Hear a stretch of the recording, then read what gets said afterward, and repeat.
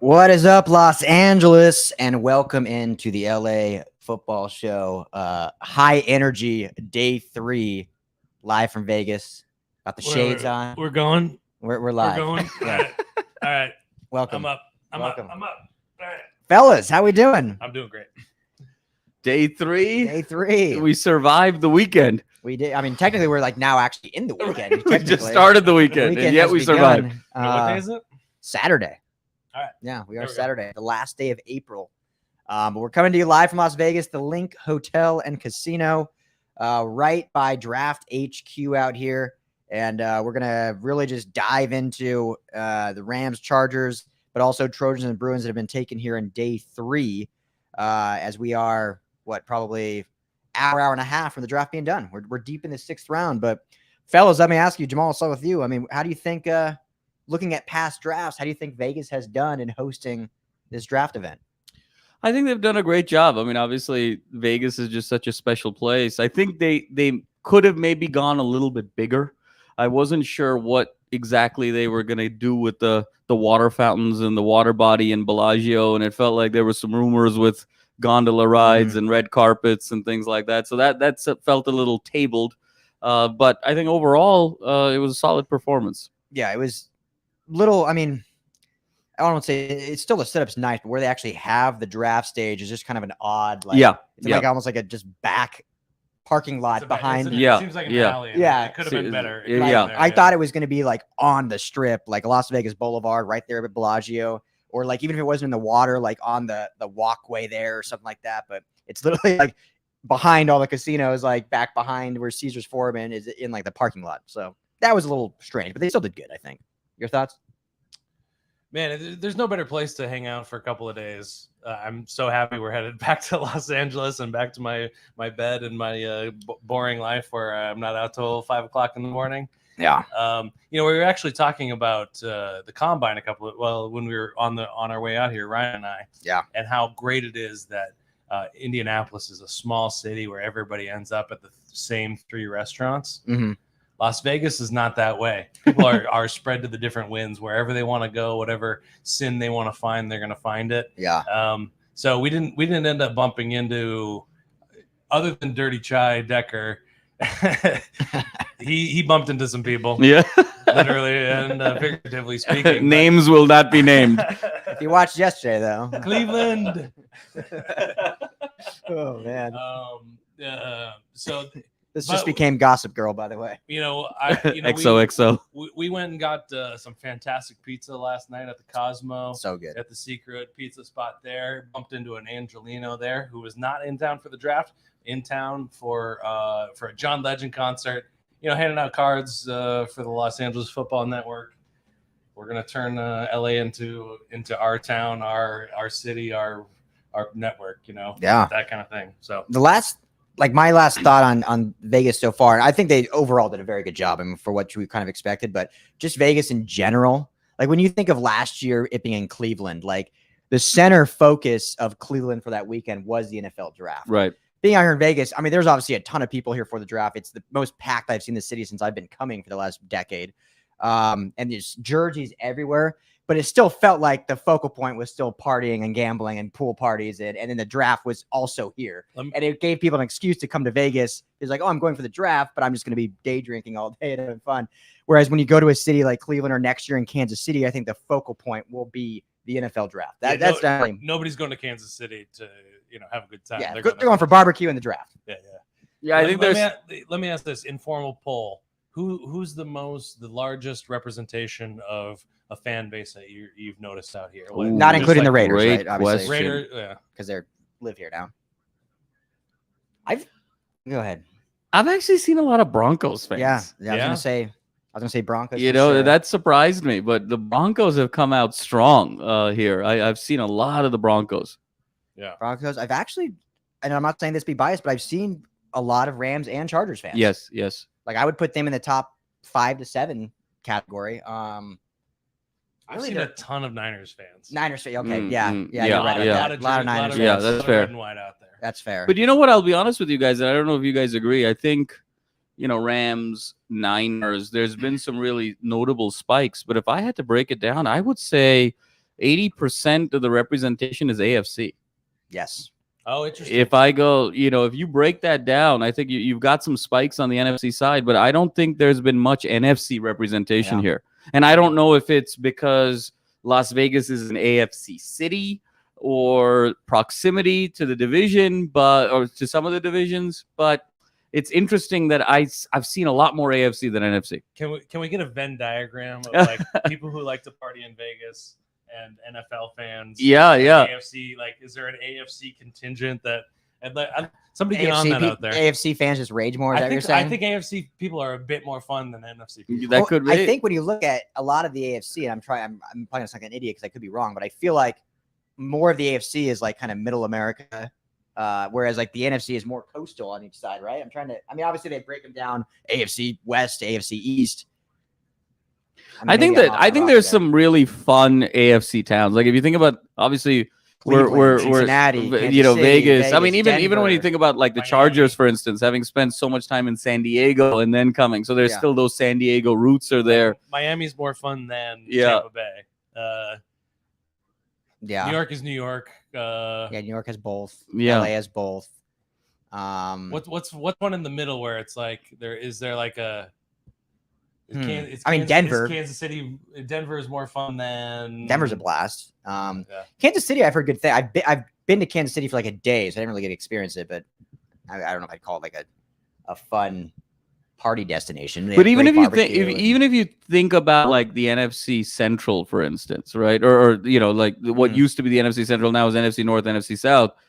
It's not really very close to Vegas either, right? Like it's sort of the NFC West is sort of on its island. Yeah. And then if you look at kind of the NFC, it's really very much southeast, northeast. Yeah. But if you look at the AFC, I think to your point is a little bit more equally spread out across the country, and I think that's sort of what I felt here today in this weekend. Interesting. And we got to give a shout out to the Link where we're staying. This is a fantastic hotel. Yeah, guys. Great hotel out here. They got a fantastic pool. Yeah, the Prosecco choice there is fantastic. Ryan had a good time with the pool. I had a good time with the pool yesterday. Got some sun. It wasn't just Will. There was no. Ryan, but Ryan hit it a little better. Ryan, Ryan hit it a little better. I have a little nickname for Mr. Anderson. It's called the Disarmer Charmer, and that was on full force the last couple of days. Yes. Hey, when you got the smile, you got to put it out there as much as you can. Have to. What can I say? Have to. So, but Link is great though, people. Link's great. Very central. Great prices. It's not the biggest casino. But I think just the proximity of where it is on the strip makes it worth and the best bang for your buck. So, let's get into this day 3 stuff now. So overall, hats off to Vegas. It's been a great time as always. I mean, when is it not a great time in Vegas? So, I think we're ready to get some rest back home in LA. But let's start with, we're going to really, really dive in. I know the last 2 days we've kind of just gone general with the draft and talk kind of every pick and that with an emphasis on Rams and Chargers. But I think today we're going to really just focus on our LA teams now that we're like this late in the process, this late in the draft, and with, 180 picks just today. We're not going to get into all of them. So let's start with who had the first pick today? Was it the Chargers had the first pick today before the Rams? Yeah, 121, 122, something like that. Yeah. So, okay, let's start with the Chargers and what you think they've done. Do you want to go pick by pick? Sure. Okay, and we have a guest. If you want to check the door and see. Sure. Yeah. Let me do that for a second. We'll divulge into here. So pick by pick. Do you think? Yeah, but we have Isaiah Spiller. There we go.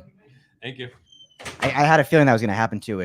Running back out of Texas A&M, 6 feet 217, big boy out of the backfield. Yeah, but I think he plays. I don't mean plays smaller in the sense that he doesn't use his body, but plays smaller with the speed and the elusiveness. And, I think Dane Brugler as well as Daniel Jeremiah had this kid as their 3rd overall ranked running back. And the Chargers able to get him in the 4th round to add to Austin Eckler. You would assume, Joshua Kelly and Larry Roundtree there as well, but you would assume Spiller probably slides into that RB2. No doubt. What was your thoughts on the pick, Jamal? No, I love the Spiller pick for a couple of reasons. One is, we talked a little bit pre-draft that, the Chargers could use a little bit of help for Eckler as kind of having the thumper there. And Spiller did an outstanding job against elite SEC competition at Texas A&M. Smooth runner, physical runner, not afraid of contact, the ability to finish runs. He's a good run blocker. Yeah. What I also like is that he's in Jimbo Fisher's system. Yeah. And Jimbo Fisher is runs complex schemes for the college football level, very similar to NFL style. So to go from Fisher to Stokely, I think makes a lot of sense there. And I love the value there. We had talked a little bit that had Zach Charbonnet come out, he would be a great fit for the Chargers for similar reasons. And I think the Chargers found their Zach Charbonnet in Spiller, and I think he's going to be an instant contributor. And what more can you ask for in terms of a day 3 prospect?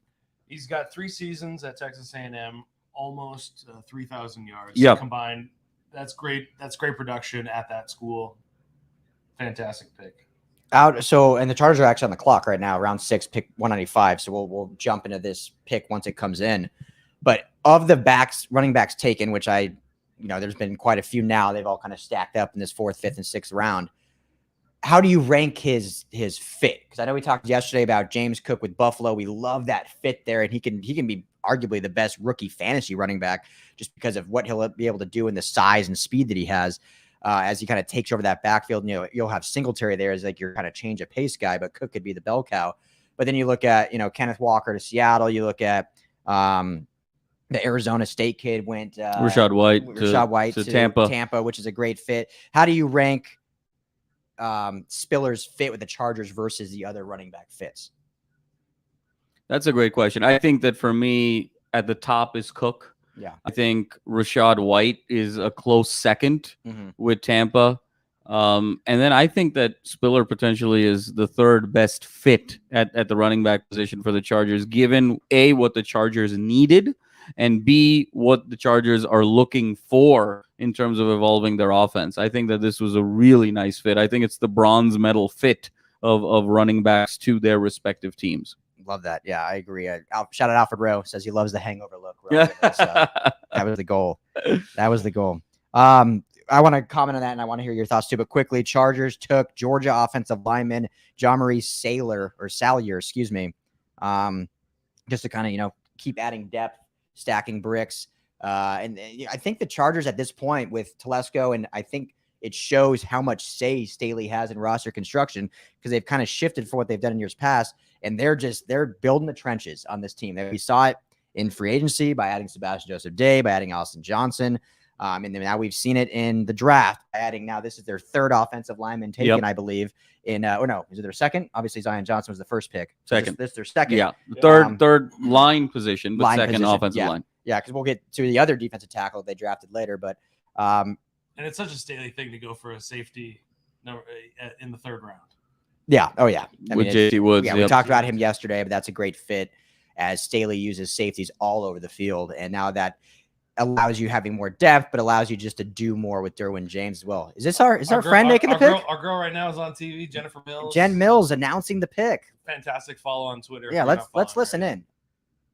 Or are they going to bail on her actually making the pick? They're bailing on her to go to is this Ice-T? Is that Ice Cube? Ice Cube. Ice Cube? Yeah. Sorry. Ooh. Oh boy! I mean, you usually have ice cubes in Ice-T. So Ice-T. Oh man, Ice-T, an old school Law and Order reference happening over here. Yes, Ice-T and Coco. They're going to bail on Jen. Well, Jen was on stage making the pick. Shout out Jen Mills. Yeah, absolutely. She's been on TV every day. I've seen her on every day so far. I'll tell you though, Ice Cube put the work in with this concert. You could see the lather from last night. I mean, it was warm last night. It was warm last night, and Cube really sort of went for it. Yeah. And still going for the Raiders. I mean, absolutely. He's a guy and he's still repping the Raiders. His son is a Rams fan. Yep. Just like every one of my neighbors is Yeah. a Raiders fan. Yes. There you go. So, quickly on Jeremy Salyer, Georgia's 2nd team All SEC.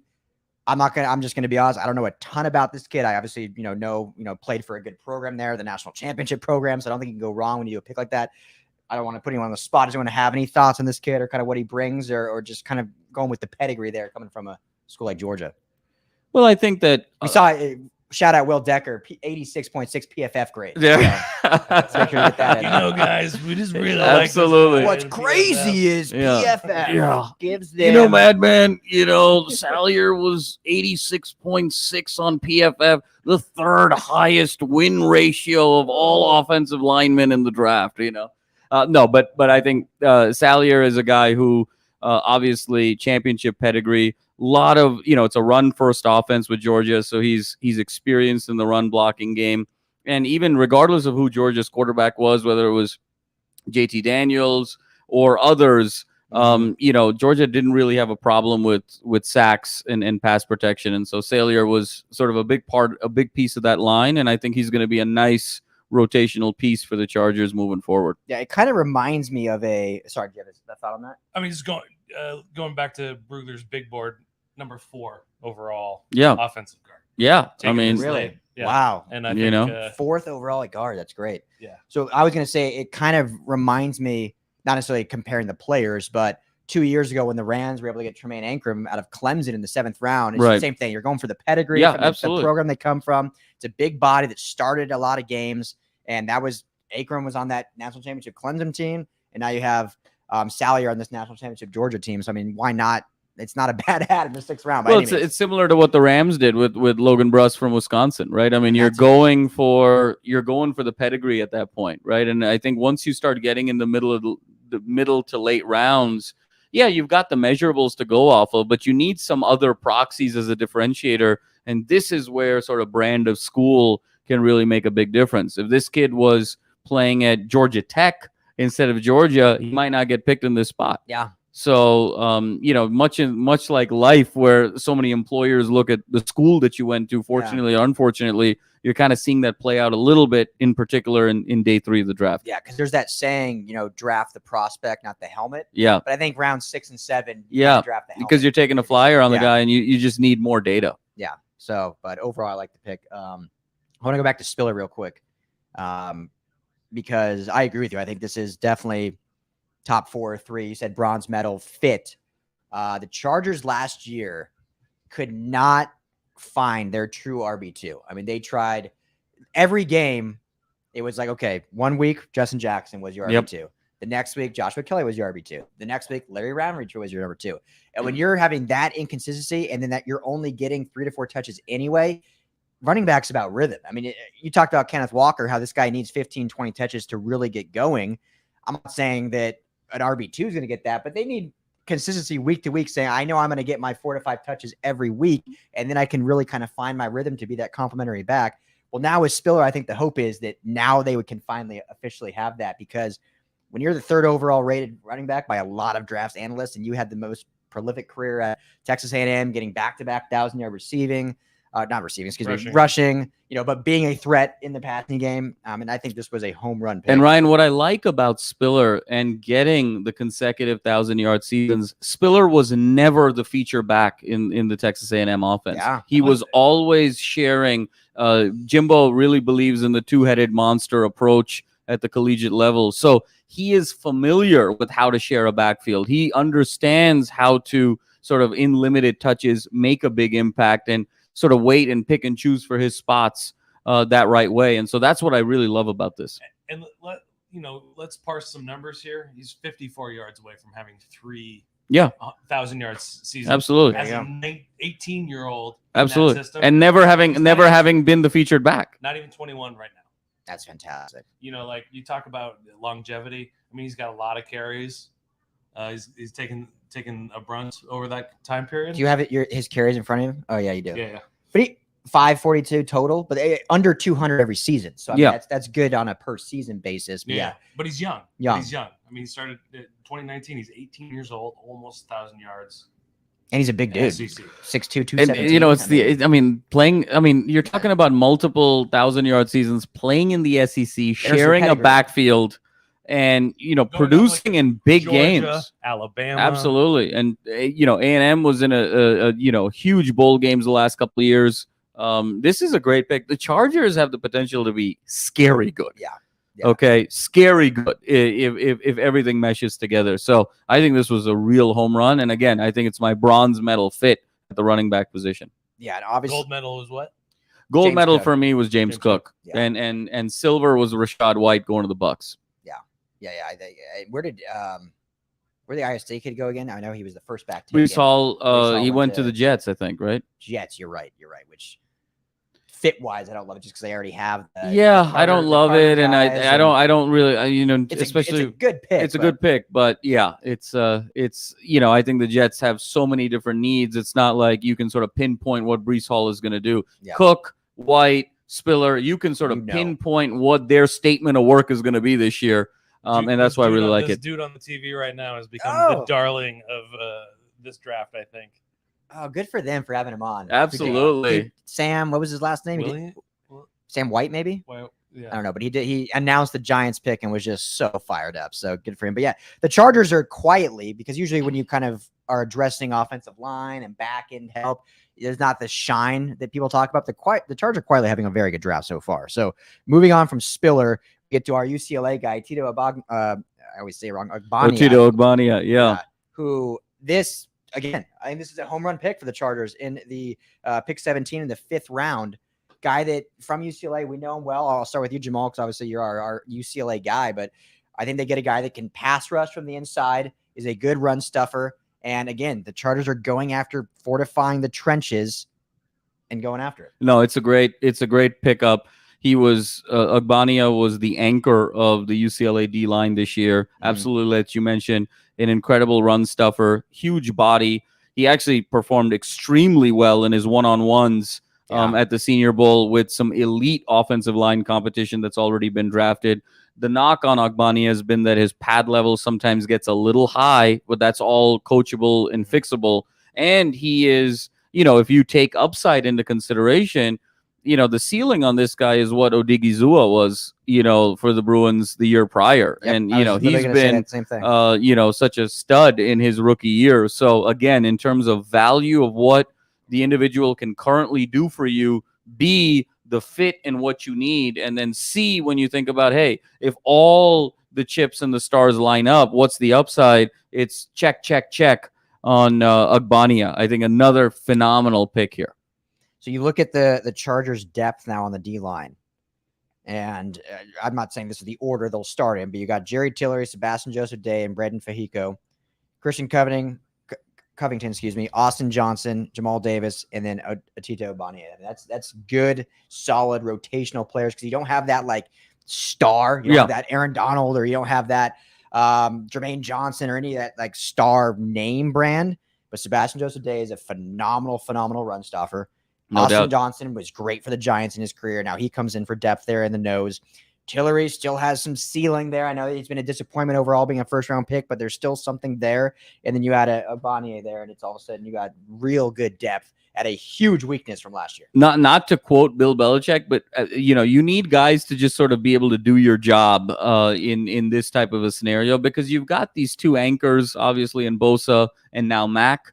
And let's be honest, this is the management and the coaching of the Chargers, they're always going to be offensive first. And so with the Chargers, the blueprint for success is, how can I be a top 5, top 6 offense? And how can I be top 15 defensively? And that's really the formula to be a consistent Super Bowl contender for years to come. And so you're not necessarily looking for high risk, high reward play on the defensive side, but guys that know what they need to do. And they've done a really nice job of shoring that up with the complementary pieces defensively.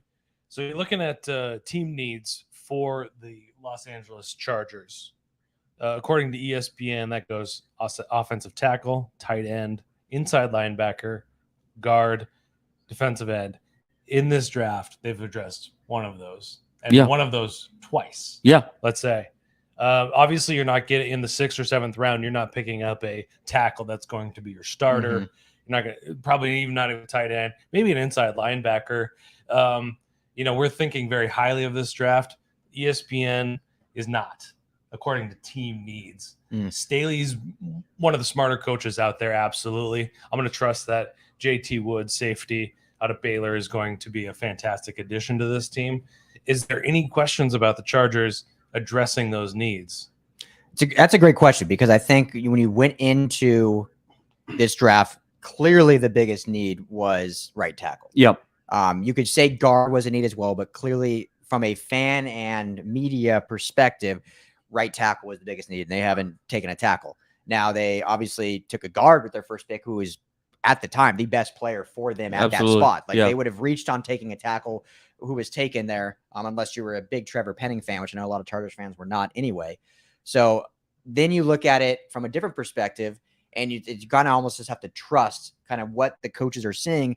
And we had, Danny Dubb was saying it yesterday from the press conference that Telesco and Staley had, and they may have the belief that Trey Pipkins is making that leap and will be a good starting right tackle. The guy they drafted 3 years ago to develop. I mean, they drafted him 3 years ago. It was known that he was going to be a developmental prospect. We saw a huge improvement from him last year. And I know it's an uneasy thought, but I think that's what you have to think about when you're looking at how they've drafted, is that they feel confident on the roster they have at that spot. And that's why they addressed other spots. No, I completely agree. I think if Staley learned anything in his 1 year with the Rams, it's like there's development to be had, and you can trust these guys to make those jumps and those leaps if you're hiring the right guys in your coaching staff and you're drafting the right people. Obviously, it's his first year with the Chargers, so he's working with other people's draft picks. But I think development, you can see in that Rams system, development is super important, and they've proved that works. And let's be honest here, guys. The Chargers won the draft after drafting Zion Johnson. Yeah. I mean, there were plenty of scenarios and projections that had Johnson in the top 10. Yeah. And, at sitting there at 17, simply could not pass up that talent. And there, go for it. If you want to go like best process is to go best player available when you're picking, I think the Chargers are doing a fantastic job. Absolutely. And I think we'll kind of get into a little bit more of the methodology when we're talking Rams. But look, I think exactly as you guys talked about, and who's to say that, Johnson is a specialist? I mean, chances are, what percent of offensive line prospects play multiple positions in the NFL? Yeah. That number is probably between 40 and 60%. And so, when you draft a guy who's that much of a stud, you have to believe that you have plans for him at various points in the line, and you believe in sort of your bench underneath. Yeah. So I think it's been all gravy after getting Zion Johnson, because we also have to have realistic expectations about what winning the draft means. And I think that they've addressed their needs, and they've got guys that have a combination of pedigree, on-field performance, and have come from similar systems. And have a similar set of expectations. And that's all you can really do as a draft evaluator. Yeah, and last thing I'll say about the offensive line that not a lot of people will talk about or fans will kind of recognize. Obviously, you have your stars on the offensive line, but of all the positions on a football team, the offensive line is truly like a unit. Absolutely. Right? And so when you look at last year specifically, and I know there was, Storm Norton had his struggles, so I'm not denying that, but when Ode Ibushi went down and then you plug in Michael Schofield, who they signed off the street, well, now you have a weaker guard next to a weaker tackle. If you're able to put in a stronger guard next to that weaker tackle, that takes the pressure off that tackle, because now you can alleviate some of those issues that one guy on an island was on. So in reality, yes, tackle was maybe the biggest need, but now you go Slater, Filer, Lindsey, Zion Johnson, 4 in a row, and plug in whoever at right tackle. They have less pressure to really be a Pro Bowler, be a performer. It's just like, hey, you got to worry about your one little thing, because we got Zion that can handle blitzers up the middle, can handle different, gap schemes and different things like that. So, and it's right tackle. It's not left tackle. Yeah. And, so you just need a guy good enough there. Yeah. Yeah. And, whether it's Storm or Trey, and let's say this too, last thing we'll say about it, just when the draft's over doesn't mean they can't still add someone in free agency. Absolutely. I mean, there's still some tackles out there. We've talked about that in previous That's episodes. Rams moves right there. Yeah.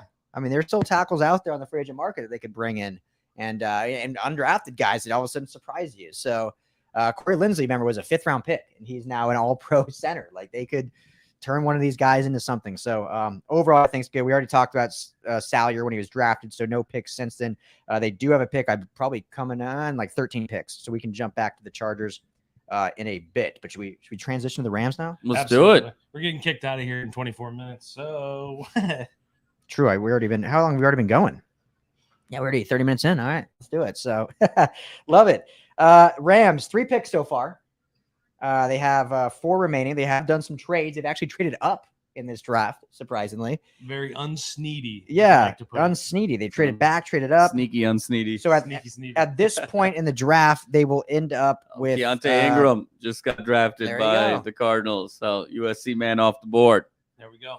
Did someone project that? I feel like someone said if he goes there, he may be better than Connor. James Conner. Yeah, I think you might have said that. Maybe. I feel like one of us predicted him going. Why do I remember you saying that? Maybe. I don't know. Yeah. Maybe, but I think that's a good spot for him. I hate having to go against him now, in the Rams division. But here's a guy with let's talk quickly on him and then let's get back to the Rams. But here's a guy that didn't have a lot of tread on him in college, but very elusive, faster than he looks and can run in between the tackles, is powerful. I mean, it's a good pick for the Cardinals. He can do a little bit of everything. And again, you have to look situationally at the fit. Obviously had a great first year at Texas, and then last year in the Graham Harrell system as a running back in the air raid. Now going from Graham Harrell to Cliff Kingsbury. Yeah. Again, when we talk about running back, it's more about the fit situation there. Can do a little bit of everything. Run with power, run with speed, block, catch out of the backfield. He's elusive. This is a tremendous value pick here. I think you can do a lot of different things with him and Kyler Murray at center. I really like the pick. We're watching the NFL Network, and I have to say, I think what's his name? Andy Reid. Andy Reid has made one of his last steps into becoming a walrus. Yes. I think he's almost making the transition to walrus stage. He is Big Red. Big Red. The shirt game, the Hawaiian shirt game is just on point. Tommy Bahama is still in business because of Andy. Yes, absolutely. They're still in business in malls everywhere across America because of Andy Reid. All right. So Los Angeles takes Logan Bruss from Wisconsin. You guys discuss. I'm getting a refill here. We're mimosas. We're on a mimosa time right now. I pointed out yesterday on Twitter the cure for a hangover. If anybody's wondering, coffee and a sausage sandwich from Dunkin' Donuts is the way to go. I'm not breaking any revolutionary news here, but if you've forgotten, Dunkin' Donuts is the hell of shit right there. Jacoby Durant from South Carolina State, Kyron Williams from Notre Dame. Also, 5th round draft pick from 2023. We're going. We're taking the what's the thing from Back to the Future called? The DeLorean. To the future to draft Troy Hill. Yes. From the Cleveland Browns. That's the incredible move here. You're talking about. Look, we were talking about what are the Rams' needs. We talked secondary, and we talked, a little bit in terms of, they needed a little bit more on the defensive side of the ball. And you're getting Troy Hill, who led the NFL in interceptions 2 years ago with 10 for a 5th round pick. Next year. This is the Rams are playing chess while everybody else is playing checkers. And this is kind of what we were talking about earlier, where, for a 1st round player, what's the average salary a 1st round guy is going to get? We said roughly it's going to be $20 million. What's the probability that player is going to be a star in the NFL? It's about 5% or so. And so there is a 95% probability that you are not going to get a return on your $20 million versus you take a guy 5th, 6th, 7th round at $1 million. And what's the probability he becomes a star? Maybe 1%. So there's a 99% probability that you lose $1 million in terms of lack of return versus a 95% chance that you're going to lose $20 million on your return. And that's the game that Snead and McVay are playing in terms of counting cards at the blackjack table and really understanding downside hedging and why the draft is such a speculative business and really putting quantitative rigor to everything that they're doing. And I'm sort of flabbergasted why the rest of the league is still yet to catch up. It's wild. It's wild.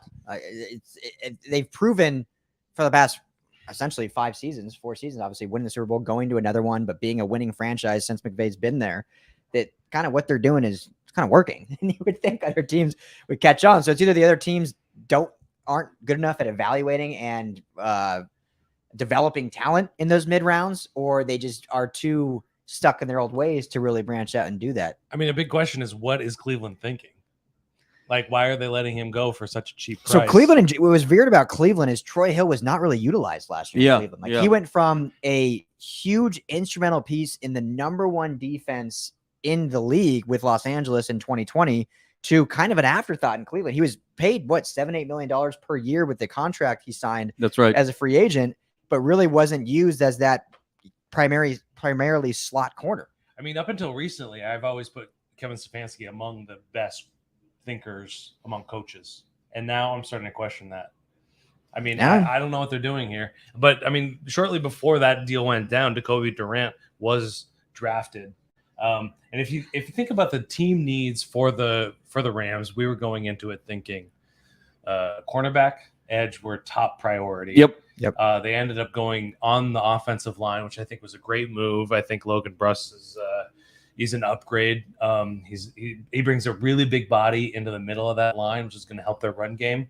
But then they go cornerback next pick. But if you're thinking about it, if you're thinking betting 104 or I think it was 142, 152. I think it was 152. I think 142 was their draft. Was it? Okay. Yeah, 142. You're not answering edge rusher or cornerback need at that point. You're not getting a starter. At 104, that's a big bet. 142, that's a real stretch. Yeah. Well, so I think that they've addressed that need. They've solved the problem. This is going to open up Jalen Ramsey. He doesn't have to play the slot as much. Mm-hmm. Darius Williams tried to play the slot, didn't work out. They moved him back outside, and they lived with that for the rest of the season, and it worked just fine. But I think this solves a lot of problems where they didn't have an answer for that in the draft at 104 or 142. Yeah, I think, in my opinion, their biggest need was corner after losing Darius Williams, not gaining anyone in free agency, kind of missing out on like a Stephon Gilmore or whatnot. And you're able to add a Jacoby Durant, who this is from Dan Wolkenstein, who does a lot of our boy Danny Dove, some of his scouting on him, who he loved. I mean, he's a Chargers guy, but he was like, man, Rams got a good one in here.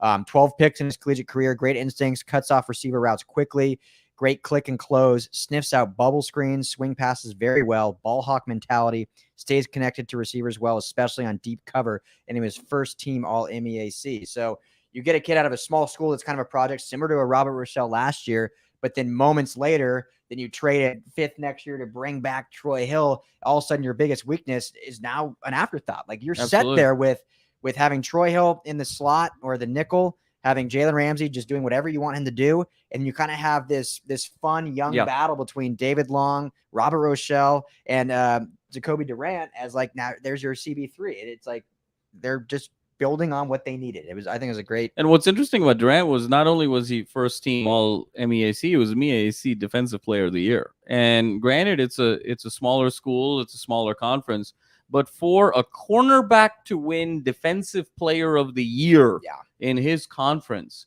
tells you what, from a technique perspective, at least, his ability to sort of shut down, close, stay on guys' hips, be able to sniff out bubble screens, have the instincts to know and recognize the play very quickly post-snap. And so those are all great habits. And again, another win for the Rams, I think. Yeah. MEAC Defensive Player of the Year, 12 interceptions over 4 seasons. There you go. 44 passes defended. There you go. According to Dane Brugler. I don't care what league you play in. To win Defensive Player of the Year in your conference as a cornerback means you're doing something right. Yeah. Sub 4.4 speed here as well. Yeah. So 1.52 10-yard split. So, yeah, I like this guy. They also added Kyron Williams in the backfield. Yeah, let's get to that now, because I think that was a home run pick in the 5th round. We talked about Isaiah Spiller with the Chargers. Well, you get Kyron Williams out of Notre Dame, who not only can run the football very well when there's been some injury concern with both Cam Akers and Darrell Henderson. So you have a guy that can really run. I know they have Jake Funk there as well, but a guy that's really good in pass pro, which is so important in this Rams McVay offense with Matthew Stafford. Your running back has to be able to block. And Kyron Williams, I think, can do that in spades. So that, to me, is like the best part of his game in this offense. But then he has the running ability, too, playing for a team like Notre Dame. I love this pick. Oh, I do, too. God, the biggest Notre Dame victory in school history the last 25 years was Notre Dame last year beating Clemson at home, and Kyron Williams was the reason they won that game because of his ability to run the ball and catch the ball out of the backfield and his ability to sort of pass block in key situations. I think he was actually a dark horse Heisman preseason candidate coming into this college football season, given the college football playoff run Notre Dame had the year before, and what he did in those big games. I'm really excited about the pick. And again, very high value at this late in the draft, and it just makes all the sense in the world. Does this go ahead first? What are the holes left? Well, before we move on, let me ask you this. Does this signal kind of the end, or this is the final season and we'll see Darrell Henderson as a Ram? I think so, because if you look at how they used him mainly, and this was because they lost Cam Akers, this isn't a great season to analyze how they use running backs. But what he excelled at the most, Darrell Henderson, was pass blocking, and this answers that question. They could move on from Darrell Henderson. I wouldn't call him a draft bust necessarily, but coming out of Memphis, there's a lot of hype. He was expected to have. He had something insane, like a 28-yard per average. That's not it, but it was 9. But it was a lot. Yeah, and just explosiveness that never manifested in the NFL. Yeah, I think he had like 2 or 3 games where like, oh, there it is, but then he'd be hurt the next 3 games. So unfortunately, just couldn't stay healthy. And I just think getting a Kyron Williams now. And obviously, you have them all this year, so that's great. But I think it signifies, kind of the Sony Michel thing. Like, cool, thanks for what you did this year, but we're not going to extend you. I think I'm very high on Kyron Williams. I think Kyron Williams is going to be running back 1 by midseason. That wouldn't shock me either, because Cam Akers has kind of had his. Obviously, he had the injury, but I mean, even he's had some games where like great. Some games, the playoffs, he basically kind of disappeared. So, Kyron Williams could be your running back 1. What were you going to ask? Holes on the Rams roster right now. What are they looking for in the next? You got 4 more picks. 4 more picks. I was looking at different teams in the amount of picks that they had. The Rams have had 3. Jets have had. I mean, last count I had 7 for the. And I looked at the Ravens. They're like 14. 6 picks in the 4th round alone, which is like a lot of bites at the apple. Like we were talking. Like I think that the 4th round is a really interesting place to pick up players, but. And I know obviously the Rams are doing just fine with the picks that they've been going for, but it's funny to look at the teams that are trying to on the come up, like the Jets or the Giants, who've had 7, 8, 9, whatever at this point. But the Ravens going at that.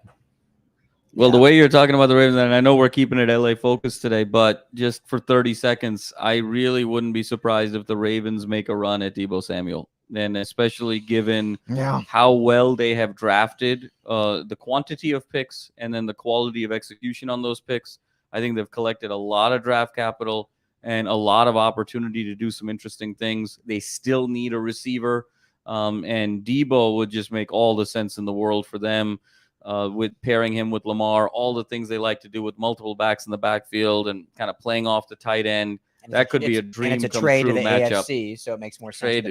Trade him out of the NFC. You talk about personnel packages. Like Deebo changes how you look at personnel packages. What are you running? Is this 11 personnel? Is this 12 personnel? Is this 21 personnel? Yeah. Like he's going to move. And if you pair that with Lamar Jackson, and I think if they paired that with the young man that they drafted last year, San Francisco, Trey Lance. Lance, like that's some freaky shit that you could run out of that personnel package, whatever that manifests, magic 21 personnel or whatever they want to call it. I love that idea. What are the Ravens gonna? So I read this morning the Jets offered pick number 10 for Deebo. San Francisco passed on that. Yeah. What's gonna get John Lynch and Kyle Shanahan to flip that switch and go, we're moving on? I mean, it's crazy to me because we're LA, so we can hate on the Niners a little bit, but it's just crazy how they messed this up. Oh my God. How do you have your star player demanding a trade out before even a contract extension gets talked about? Because everything I've read is there wasn't even an offer made yet. He basically said, I want out, don't even make an offer. There's no point. I'm not taking this is a little bit on, I think, obviously Lynch and the general manager, but and I hate to sort of stir the pot here, but this is on the fan base too, because he I He think needs we're to buff. underestimating how much he has been offended by the fans' reaction to him wanting to renegotiate his contract and some of the things that he's had to deal with in terms of racist responses, racist tweets, and behavior directed towards him. And I think we're not talking about that enough. And I think that matters. And Yeah. I think I that didn't you realize that was in want play. to be appreciated wherever you're playing. And yeah, I mean, I think Lynch and the others could have done a little bit better job to kind of keep him corralled. But this is on the fan base, I think, to me. Yeah. Well, no, that's a great point. And to piggyback off that, this is obviously a different take on it too, but we're also in a day and age now where these players, and I'm not saying anything wrong with this, but these players have learned they do have a lot of like power and control of where they want to go. Whereas in the past, it was like, once you're drafted, it's like, you're kind of stuck there. Like you just sign your contracts and kind of keep your mouth shut. And so knowing that, I mean, he's a guy from Florida, no state income tax there. Like, I mean, I think that's a bigger story too, is like, I think the dude just doesn't want to play in San Francisco anymore. Like, just doesn't like living in California, doesn't like living in the Bay, doesn't like how much the taxes are, how much your money just doesn't go as far out there. And it may be literally like, I got nothing against the 49ers organization. I just want to go play closer to home where my money goes farther and I have more say of where I play. And he's got no leverage in that though. That's the unfortunate part. There's no trade clause. Yeah. They could send him wherever they want. Yep. And that's the risk he's taking because he could end up in a way worse situation. Jacksonville. Yeah, but at least he's in Florida. Yeah, that's true. Yeah. At least he's not Or the playing state Texans. income tax. Yeah. Texans, Carolina. I don't think. I mean, that would be an interesting backfield there if it was Christian McCaffrey. Oh, boy. Samuel, which would be interesting. Oh, that'd be fun. They don't have a quarterback. I don't think yet. Maybe. I've been thinking, what about a Garoppolo Debo package just for a haul? If they're not taking the 10th overall pick, the 49ers are going to get a haul for this guy if they're going to trade him. And what does that look like if they don't trade them? That's a hypothetical question to answer in a couple of months, I suppose.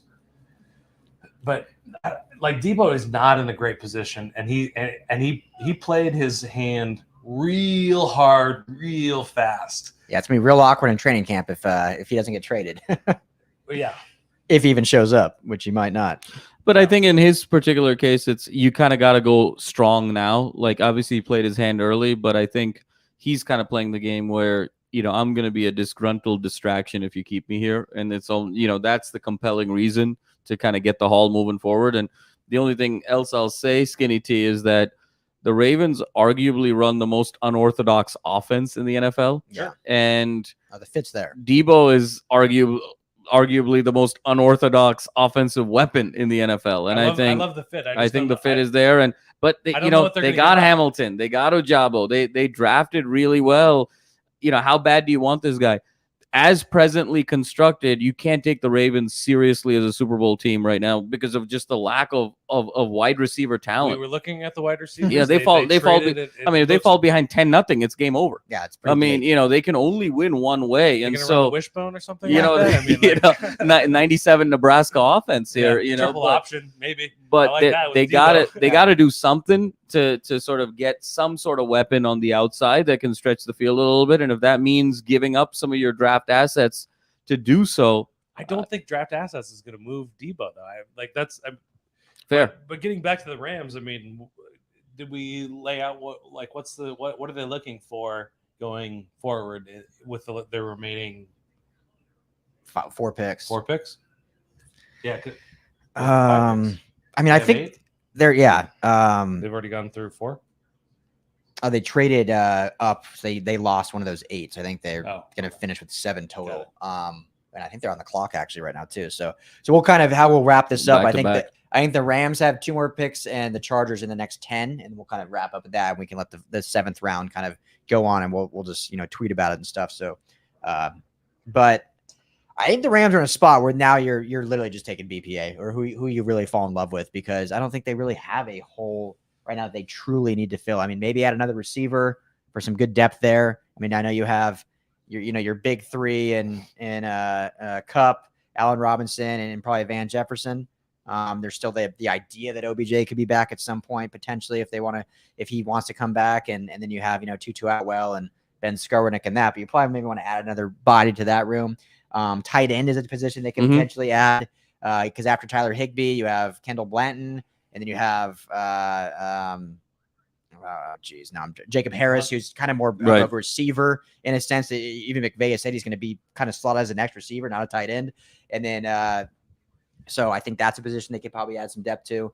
Really, they need like a pure inline blocking tight end is what they really need there, not necessarily a receiving threat. So, and that just strengthens your offensive line. Right, exactly. And then, helps solidify kind of that tackle conversation we were having. Yeah. I could see tight end for blocking purposes. I could see them go another running back and kind of create a little bit of competition at camp to really figure out who RB1 and 2 are going to be. I think they could still use a pass rusher, take a flyer on that. Yes, you're right about that. Yeah. And I think potentially even someone in the linebacker room as well. I think that would be my kind of 4 areas. Jojo Doman is still on the board, who is my pick. I thought he was going to go a bit higher than he's currently slated. But I think right now is answering some special teams concerns. I don't know if punter is where they're going to go. Johnny Hecker's moved on. That's a good point. That's a really good point. I thought they were going to add more versatile bodies that were going to be able to play special teams at this point. And punters are flying off the board right now. You're left and right. Is Ariza still available? No, he's gone. He went. We're on P4 now. Yeah. I like Stonehouse. Like I watched him at the Shrine Bowl. He's got some of that big leg ability as well. But I thought really the Rams were going to like select some low round athletic freaks. Well, here's where go down and make some tackles. Here's where they do it with these last 4 picks. Returns. Yeah. So I think that's where they're focusing. Yeah, you probably get someone that plays edge, but it'd be utilized more as a special teamer. But if he surprise you, great home run. And get a receiver who's going to be a special teamer. Here's the pick is in. The pick is in. So we'll analyze this. They got back to back, right? So we'll do there too, and then we got the Chargers, and then we got the Rams one more. The Rams one more. So we'll finish out the 6th round basically. Back picks, right? Back to back. Then the Chargers 2 picks later, and the Rams again 3 picks later. Yeah. So we'll round out the 6th round, and then wrap it up. Hopefully the link was on our live stream, so they know we love them. Your pool's great. You're fantastic. Yeah, don't kick us out yet. Your maid gave me a bunch of cups and some towels. That was awesome. Your maid gave me a bunch of cups. That's an interesting sentence. I said these cups, and she said I don't speak English. And I said, I like drinking. And she just like handed me like 8 cups. I was like, thank you. She legit told you she didn't speak English? Yeah, that's great. I love it. But she didn't know a cup. She didn't know a cup. We made it work. Language barrier be damned. We all know this. This is drinking. Yeah. All right, pick is in. All right, here we go. Let's make some guesses. What position are we doing? I'm going to go edge. I think wide receiver. You're going to go edge. I'm going to go wide receiver also. Sean McVay can't help himself. Or do they shock the world and go Carson Strong? 5'5", 195, 4.3 speed, wide receiver. Yeah. Is that still left? Is there anyone I don't think so. Anyone in that pedigree? I don't. What's the shortest guy ever drafted? That is a good question. Got to be somebody maybe 5. I mean, how tall was Barry? Wasn't he only 5'7", 5'8"? Barry Sanders was definitely the best short guy. They lied. They lied about his height too. He's shorter than he actually. Barry Sanders was the best. Quentin Lake! Let's go! Love that pick. Yes. Quentin Lake. Oh, Los Angeles that's Rams. amazing. Oh, so happy for that. Oh, Q. This is great. This is a great pick. Yeah, that's a great pick. Great I love it. I side, absolutely love it. Again, you get a little bit more depth in the secondary. Q is very underrated. Had some injuries at UCLA. He was able to kind of get healthy and put it together the second half of this year. And you're seeing the stats there: 54 tackles, 6 pass breakups, 3 interceptions, all in just 2021, and led the team in basically every major statistical category from a secondary perspective. Balled out against SC from Irvine, hometown kid, so eloquent, such a good kid. We had him on Draft Is in Session. Couldn't be happier for the Rams and couldn't be happier for Quentin and his family. The Rams are getting a good one. They're getting a great prospect at an area of need, as well as a good guy and a good person and a off the field and a really good player on the field. I'm thrilled for this. This is bias aside, just the player itself. This is a really good player. Yep. Who was underrated and really played on a pretty tough defense overall, and he kind of shined out on that defense. Your 5th UCLA player drafted in this draft. Incredible. And stays home in LA.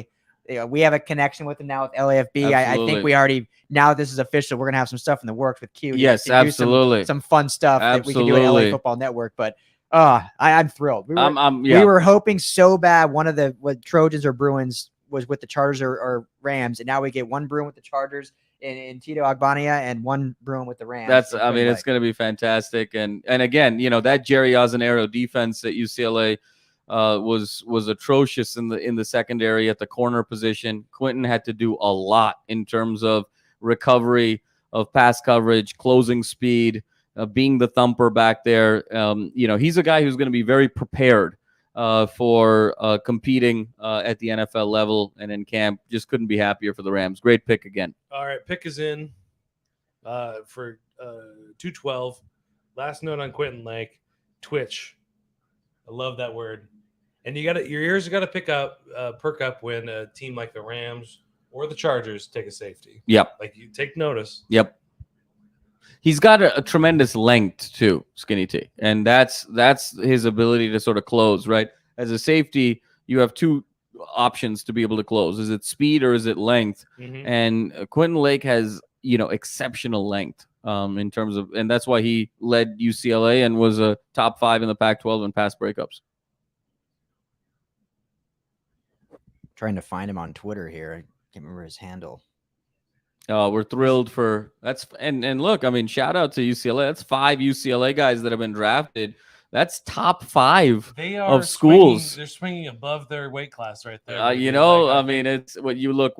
Georgia was at 11, Alabama at 7, I believe Cincinnati at 7, and then I think we had some teams that I think LSU was at 5 or 6, and then UCLA's at 5. I mean, you're talking about top 5 in terms of schools represented at the draft here. I hope they have a better coach this year. Yeah.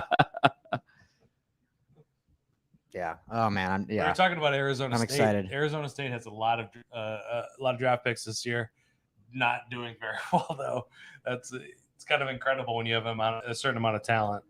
No shots fired at UCLA. I don't know enough about it to speak. No, it's but I think the stage is set here for a big year for the Bruins. Oh, I'm just excited. That's great. We were hoping Q. We projected Q in the 6th round. Yeah, like that was a kind of our thought. A lot of people had him as an undrafted potential free agent. We were like, I really think he's a 6th round grade, and here he goes in the 6th round to Los Angeles Rams. 5th-year senior, 3 interceptions last season. No, he played tremendously as a safety. But he kind of played all over. He had to play all over because the secondary was in tatters, and he was the one guy that kept the secondary afloat. Yeah. And it's interesting that McVay seems to have this love for guys that beat him. And last season, really good safeties were That's a great point. Jimmy Ward, couple of interceptions. Darion Kendrick went back, Georgia corner. So when second, I mean, really doubling down on the secondary. Doubling down. Yep. But also, this is a special teams pick for sure. Yeah. But you go with the Georgia pedigree. Yeah, exactly. That's exactly right. Go with the Georgia pedigree, national champions. You got now Lake and Kendrick, both DBs, one safety, one corner. Both can play special teams. But I think in a pinch, you got some guys with some talent there and have, Quentin Lake's played. I know he's a 5th-year senior. He played like all 5 years. Yep, he did. So very high prowess and whatnot. And Kendrick obviously being on that national championship.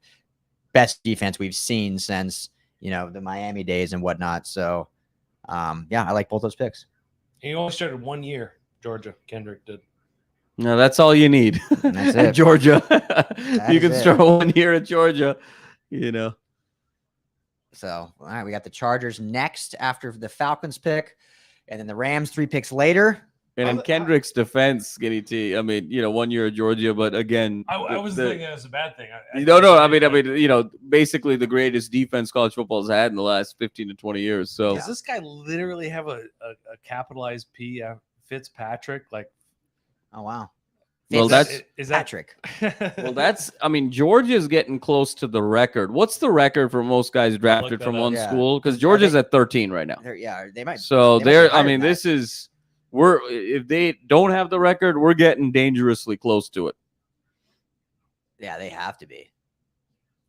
I'm gonna be interested to see how they are next year. Like obviously Kirby Smart's a great recruiter, and No, but and they're that's going the to take name a of the step game. back. You But can't yeah, you can't lose this level can't and lose. not take a step when back. it's said and done, they'll probably be over 15. I bet. I bet 2 more go in the 7th For sure. round. Yeah, I'd be curious what that record is. I'm sure it's got to be one of those like Miami teams or even the SC teams back in the early 2000s or an Oklahoma team way back in the. Well, everyone, the gold standard with the draft is always that 01 Miami team, right? Yeah. And they ended up having, I think, 40 guys or 37 guys play in the NFL. Yeah. But how three Pro Bowl running backs. Oh man, in that same draft. Oh my class. God.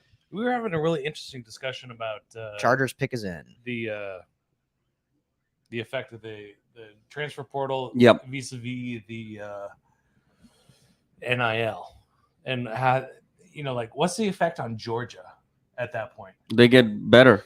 Yeah, Atlanta's a good hot spot. I think it's the rich. Atlanta, I think NIL is a great thing for players to be able to capitalize on, getting a piece of the pie that they are responsible for contributing to a university. I think where it's a little bit dangerous is when you combine NIL with an unregulated transfer portal, because now college football is just going to become so transactional. We're basically going to turn college football into the NBA G League. Yeah. And the rich are just going to get richer. It's the boosters that are willing to pay and have athletes be part of their businesses as brand ambassadors and so forth. I think it was 80% of the talent goes to 20% of the teams. I think that's going to become 95% of the talent is going to go to 5% of the teams. Yeah. I think college football is going to potentially get the college football regular season could become the NBA regular season as a result of this combination of factors, where everyone's like, we already kind of know who's going to win 3 weeks in, and the rest of the games are just, we're just going through the motions. It's Kyrie Irving at Duke for 11 games. Yeah. All right, Chargers pick is in. They get their corner finally, like we all Jasser thought was Taylor. coming. Jasser Taylor out of Wake Forest. Thoughts on this pick? Anyone that knows more about him than I do? Well, positionally wise, it's a good pick because I mean they were going to take a corner at some point. Positionally, it was a good pick. He had 60 tackles, 2 interceptions, 5 pass blocks, solid. I think that not knowing a ton about Taylor, but I think it's a good need here. Yeah, we knew at some point a corner was going to go to the Chargers. An impressive career. I mean, 185 tackles for his career, 6 interceptions for his career. So ran a kickoff back. So definitely was, a significant contributor to a Wake Forest team that really broke through last year, and he was one of the defensive leaders. Is it Jay Sir? NFL Network is taking this moment to talk about Jimmy Garoppolo. Yeah, you're missing out. Bummed about it? What? So now that the Rams have gone, how about the peripheral talk about Jimmy Garoppolo? about not, I'm fine. I'm doing just fine. About not being able to hear what they're saying no, about Jimmy G. Where does Jimmy Garoppolo play next year? What do you guys think? I think he's in San Francisco still. Yeah, last season, once he started every game or whatever, I thought 2022 is going to be what everybody was saying 2021 was going to be. Yeah. Halfway through the season, Trey Lance is going to start for the 49ers. Yeah, I just think that's incorrect. They didn't 14 lose to the players in the NFC wild card. That's a wild card? Yeah. That's very incorrect. Yeah, and then NFC championship. I think the Niners, and whether they did or not, but maybe it wasn't them personally doing it, but they kind of got screwed themselves in the sense that they have no leverage in trading Jimmy G because they know with his contract and with other teams now, when as soon as teams sign Marcus Mariota as their starter, Jameis Winston as their starter, traded for Carson Wentz, like when Jimmy G and Baker Mayfield included wasn't in those trades or signings. Well, now it's those teams made their choices. Now we're in the draft. They moved on. And unless, the Niners are willing to take literally like a 2023 6th or 7th, I don't see how they move. Like it could even be one of those Brock Osweiler situations where they have to give up a pick to dump that salary. Yep. So they're one chip that they're still holding. And to my point is halfway through the season, there's going to be a team that's lost a quarterback. And yes, that's what they got to bank on is some point in the season. That makes training sense. camp. I don't think they move him before training camp. But like Jimmy Garoppolo, like I want him as a lover. Like that guy is like He's a good looking dude. He is down. Well, that for sure. But like he's hanging around. He's not Debo Samuel, and he's not like fuck. He's not Like even. he knows his job's gone. He's not Baker Mayfielding. He's not Baker Mayfielding. Maybe Dunkin' Donuts isn't the best place to alleviate a hangover. I'll tell you what, champagne is probably not the best. Yeah. We're 2 bottles in now to the mimosas. Baker Figure Mayfield. But yeah, like if you have a contender that then loses their quarterback to injury, then yes, there's absolutely a market then for Jimmy Garoppolo at that point. Because he's a guy, he's not you're building your team around, but hey, if you're a 7-2 team and all of a sudden you lose a Matthew Stafford, it's like, okay, well, that would never happen because in division, but it's like, let's talk about get process, a Jimmy G and still, if you talk about process, it's not great process. It's not like you're not ensuring a good thing. Like maybe no quarterback gets hurt. Well, yeah, then there's you're banking on a they're a $27.5 million dollar backup. Yeah. Or you just lose another year of your rookie QB. Yeah. Which as a Rams fan, you love this dilemma the Niners are in. Yeah. If you're a Rams fan. And if Trey Lance is, Patrick Mahomes 2.0, like sitting 2 years on the bench, like that's fine. Yeah, if he turns into that, then who cares if you lost those 2 years? You're fine. But thinking in bets, thinking in terms of does that happen? Right.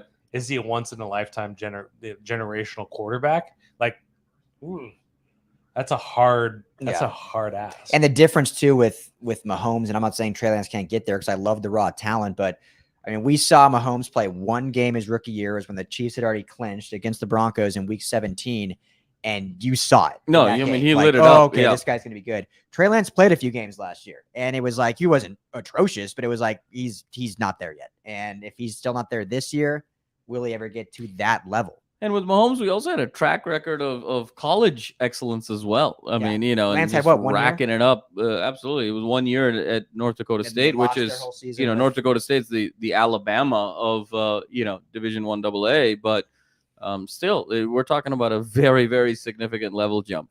And a whole year off. They lost their whole season to COVID. So, we'll see. So, all right, we got 2 picks till the Rams, and then basically the 6th round is wrapping up, and we'll sign off for the last time in Vegas after that. And I don't know why I thought this day 3 was 9 to noon. It is. We're going to go till 4. It's going to go till 4 o'clock. Probably. Oh yeah. We'll go till 4 o'clock. That's why when when we were talking and someone said it's 9 to 11, I was like, man, they're going to go through 4 rounds in 2 hours. I don't know what world I was living in. If you're a Cardinals fan, how are you feeling today?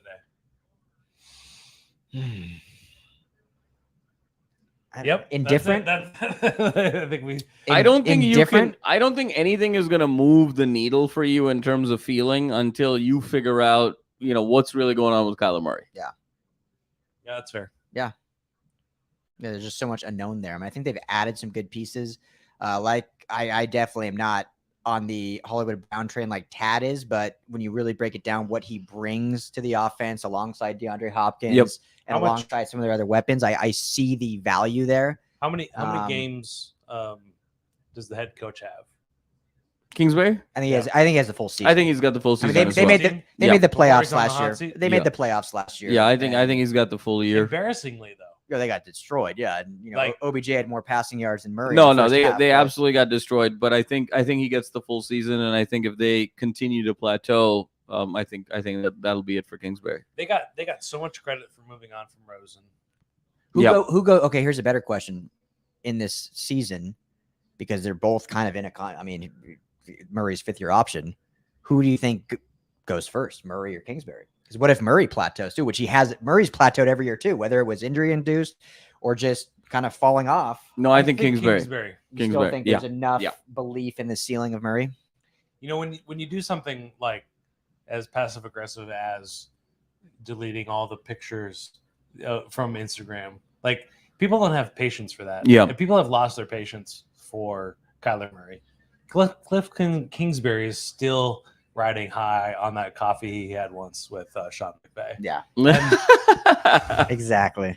Well, there was a lot of question about Kingsbury, even getting this job, right? I mean, it really was the Cardinals looking for their version of Sean McVay. And Because Kingsbury, truth be told, didn't really perform successfully as a college head coach. I mean, what did Texas Tech do his 5 years there? They were a fringe bowl team. He has exceeded expectations. Absolutely. And so, but, you thought you were going to catch lightning in a bottle. I don't think the Cardinals thought that they were going to be able to develop Kingsbury into this great coach, or him being in the NFL and having some control over kind of roster construction and so forth. I think this was meant to be a kind of flash in the pan experiment.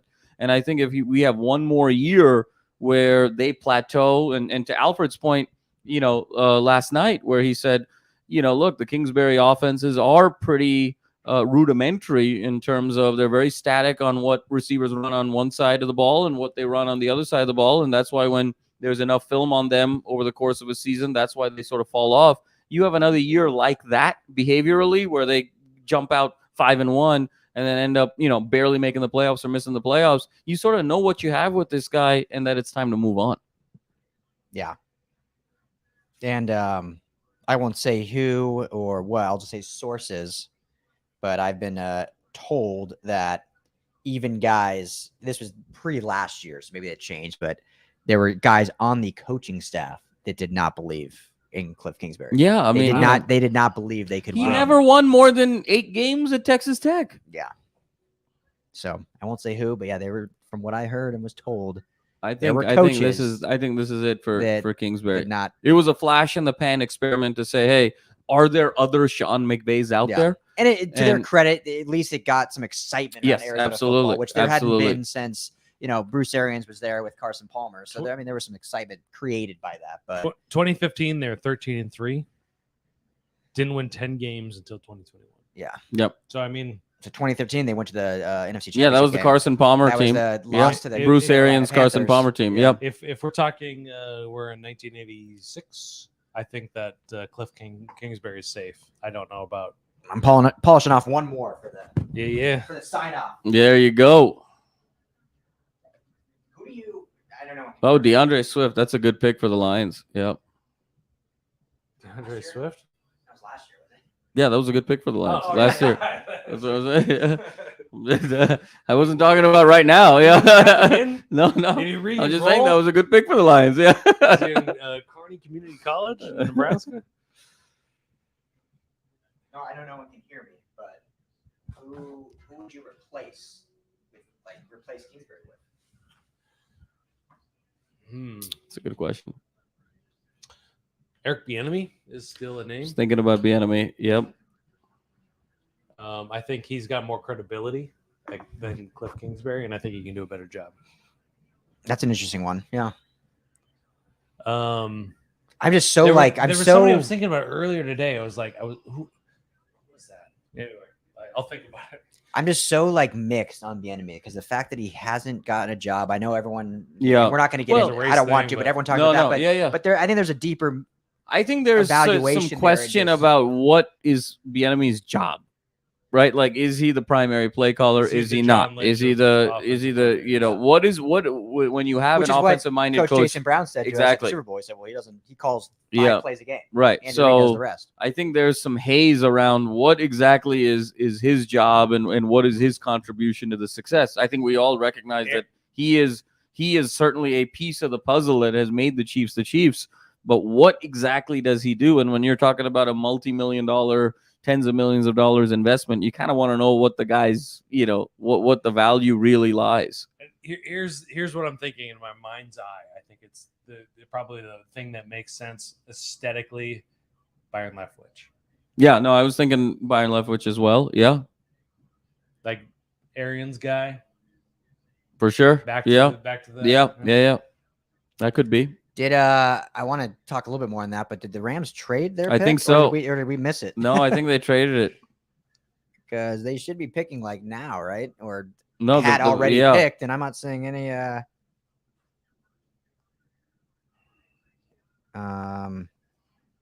traded down with the Bucks. So the Bucks are picking right now. So they traded 218 for 235 and 261. So they get another pick back in the 7th. Get back to their 8 sweet spot. Yes, they did. So Well, with that, keeping the bites at the apple. yeah. With that, should we wrap this up? I think so. I think we can sign off for the last time in Vegas, gentlemen. This has been an absolute blast. One thing before we go on, Tad Desai says Brian Flores for the job at Cardinals. Oh, I think I mean Brian He's Flores is a admirable. very good coach, but the question until the legal haze sort of kind of converges, I think that's going to be a tough ask of any owner. Yeah, I still think if Kyler Murray they believe is their guy for the future, you either go offensive coach or and this is what Brian Flores probably want to do, but you have to make sure he has a very good offensive coordinator coming with him. Lincoln Riley as an offensive coordinator, or as head coach. Head coach. Head coach. I mean, I like the idea more that he's going to be the I think succession plan. He'll be either Dallas. Yeah. I think he'll be Dallas or Rams before he'd be Arizona Cardinals. Yeah. As a college head coach, like making that jump, I'm very. He's going to make it. That guy. I am like Texas Tech to the Arizona Cardinals is an upgrade. USC to the Arizona Cardinals, huge downgrade. True, but I mean, USC to the Rams, let's the Cowboys. Remember, upgrade. I mean, Pete went from USC to the Seahawks. I mean, and what were the Seahawks before Legion of Boom? Well, I mean, they won a Super Bowl a couple years prior with Matt Hasselbeck, or was it? Well, they got there. They lost. Yeah. They lost. Yeah, they lost. They lost to the Steelers, but that was kind of one Super Bowl appearance over the past 20, 25 years. No, I get what you're saying. I maybe I'm being disrespectful to the Cardinals. I just think they're a bottom 5 national program. I'm not saying they're a bad. But if you think about where he's also located geographically, where Arizona's kind of in between California and Texas, he's from West Texas. Yeah, from California, kind of knows that region well. It's not, I also just don't. Riley's gonna go. Riley's gonna go to the NFL at some point. Yeah, and it's just a matter of I think it's the Cowboys is kind of the creme de la creme. Yeah. Potential succession plan with the Rams, I think, makes a lot of sense too. Shout out to Dirty Chai Decker for kind of bringing that to our attention. Yeah. McVay retires in 4 years and Lincoln Riley takes over. That'd be. I think that I've kept in my cap just for a certain situation like this is Sean McVay, grandson of John McVay, worked for Bill Walsh. Mm-hmm. Bill Walsh famously said, 10 years is the length of an executive in any kind of role, company, sports. Bill Walsh famously moved on several times early. Mm-hmm. I think he's out before 10 years, Sean McVay. I think he's a believer in that kind of idea. This is his 6th season, right? Yeah. And I said before, I think he has 4 left. Yeah. And he turns 40, 4 seasons. He turns 40. I think he retires at 40. And I think Lincoln Riley, because that's the end of Matthew Stafford's contract too. If Lincoln Riley is legacy minded, he's got to spend a few years at USC. Yeah, you can't jump after 1 year. Yeah. Although it'd be a very USC thing. Yeah. USC is not, as an alum. I mean, the circus is always in town. You could, but it just because the scary thing, and this is the last thing we'll put a bow on it. The scary thing is the Cowboys shit the bed again, and McCarthy's out next year. That's what I'm saying. Lincoln Riley jumps to Dallas. That's what I'm saying. Jerry Jones calls with a huge contract. Fan, you're kind of rooting for the Cowboys to oh yes, be good this year. Trojan fans should be Cowboys fans. Yeah, you need no doubt about it. Kellen Moore. Yeah, his stock has dropped. Yeah, surprisingly. Yeah. I don't know if he interviewed bad or because it was thought that he was kind of the hot offensive mind for head coach, and then Dan Quinn ended up being the hotter name in Dallas, and Kellen Moore I think got like 2 interviews, and obviously nothing came of it. So anyway, gentlemen, this has been a blast. Las Vegas, Nevada, LAFB Network, Link Hotel. Coach tips. Mike tips. Cheers, gentlemen. Again, I think very interesting sentence. We'll call it a mic bump. Let's move. Mic bump. There we go. Yeah. We got 1 round left in the draft, but we're going to sign off. Rams and Chargers, I think, are both doing very, very well thus far. I think we all agree. We won't put an exact grade yet because we'll have some articles coming out. I know you're probably working on one. I know we'll have some Charger stuff coming out. But overall, good drafts from our 2 LA teams. Stoked to see 5 Bruins already drafted, 3 Trojans already drafted. So we got 8 LA collegiate guys in the NFL already. 1 round left to go. We could see a few more Trojans get in the mix there potentially. 15 was the record. 15 was the record. Okay. So they're close. They're close. They're at 13, I think. The Georgia is. Great. So everyone, LA football fans, this is the LA Football Network signing off for the last time in Las Vegas, Nevada. We'll be back. All of our normal programming starting fresh on Monday from the beautiful city of Angels. Gentlemen. I got the awkward lean over to sign off, but